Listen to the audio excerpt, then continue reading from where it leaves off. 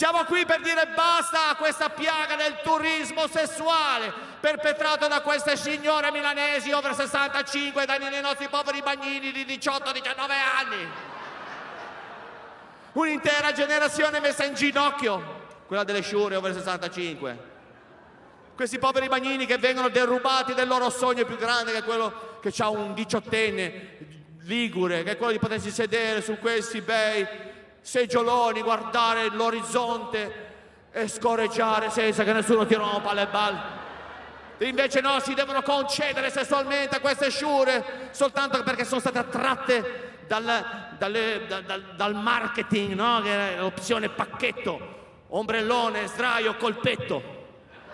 Però io ve lo dico, signori, la Liguria non è un posto dove fare sesso, è fatta a forma di due belini molli.